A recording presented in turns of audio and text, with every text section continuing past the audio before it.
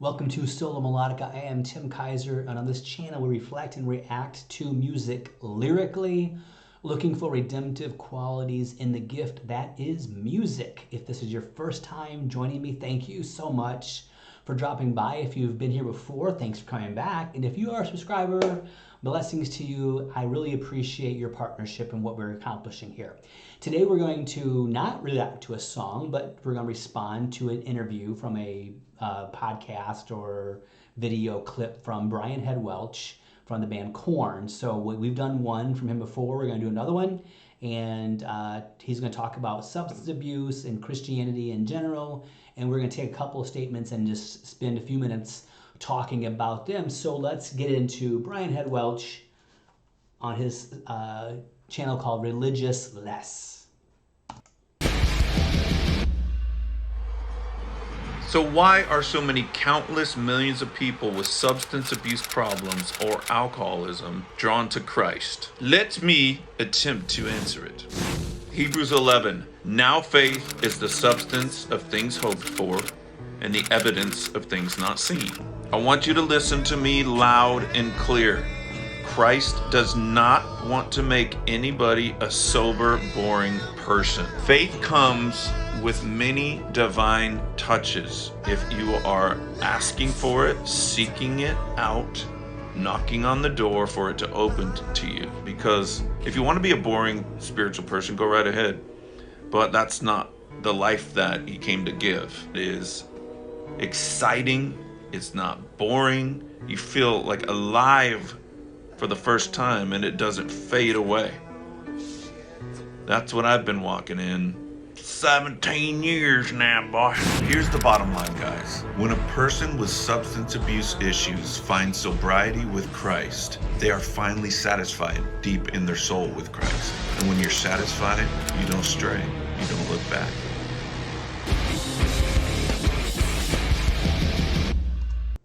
So that was Head Welch talking about substance abuse and Christianity. So I want to focus on one thing he said, and I'll link the whole interview below. So if you want to, I encourage you to listen to the whole interview because I'm only taking a snippet from it. He had made a statement that he says, Jesus doesn't want you to be a boring and sober person or a boring and sober Christian. So Christianity can be as exciting or as boring as you want it to be. And one of the things that stopped me from surrendering my life to Jesus and for putting my faith in Christ was the idea that I perceived Christianity to be boring. So back a long time ago, I was in a small church on Easter Sunday, and I, at that point, was convicted of my sin. I knew my behavior was reprehensible, and I knew I couldn't save myself. And I was what you call white knuckling it during that whole Sunday morning worship service. And I was, in my mind was racing, thinking, I can't do this. I don't want to become like them because my life is pretty fun right now. At the time I was living in California, in San Diego. So I was living, I wouldn't say I was an addict. Maybe some people would say I was an addict, but I was living a life of, I was spending time at the bars usually every night. I was going to Beachcomber and Pacific Beach. I was hanging out, having tons of fun, and really had no responsibility except for work. And I could pretend there is quite well. And I just did not want to become one of those people who became boring, self-righteous, hypocritical, and I was doing Sunday brunches, not really thinking about going to church. And I was like, I can't be like that. I can't be like that. So I didn't. And then fast forward probably a little more than a year later, still in San Diego on Father's Day. And I was like, I have to do this.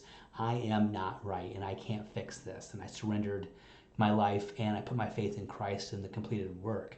And then I realized that Christianity was not boring, and it wasn't a spectator sport, but it was something where everyone's expected to contribute, and what you do is up to you. How little you contribute is up to you for the most part. Jesus expects us to give everything. And I started thinking about the disciples, and often people will say, yeah, Christianity is a made-up religion.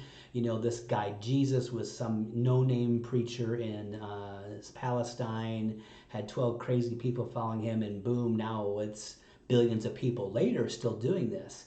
But here's a question I want to bring up is, why would somebody make up a religion where you actually gave up everything, you had zero benefit from it at all, and the ultimate price you paid was death?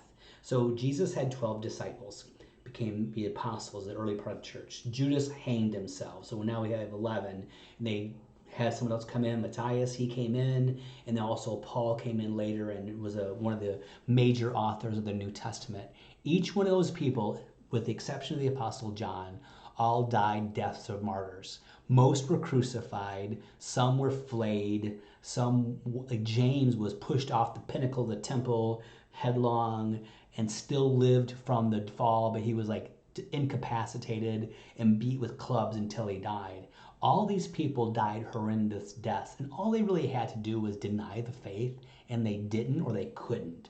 So I think about this sometimes. I'm thinking, this is one of those things that really helped me to affirm my faith in the resurrection, because they all saw Jesus post-mortem, right? He died and resurrected, and they saw him in the flesh, and they would not change that story, and they died for it and got zero for it. No money, no fame. They were killed for it. And then, so the Apostle Paul, even after that, he was beheaded, and so the Apostle Paul, before being beheaded, he was beaten with rods. He was whipped 39 stripes like Jesus took. He was shipwrecked. He was stoned to death one time, and they all thought he was dead, carried him outside the city. Boom, he popped up and started preaching some more. So maybe this doesn't sound exciting to you. My point is that Christianity doesn't have to be boring. As Brian Head Welch said, Jesus doesn't want us to be boring, sober people. And if you ever thought that Christianity had to be boring and that's the thing that's holding you back, please don't let it. I was just thinking back in my life. I was a fairly new Christian. Before Cuba was open, I was in Cuba doing missionary work. I was actually put under house arrest and expelled from the country and escorted through the airport to a plane and said, "You have to leave now." This is before social media and the ubiquity of cell phones, right? So I wasn't able to tell my wife. All she knew was we were in trouble in Cuba. We weren't supposed to be there. So we left Havana and went to Mexico City and spent some time there preaching in huge squares, Mexico City, sharing the gospel.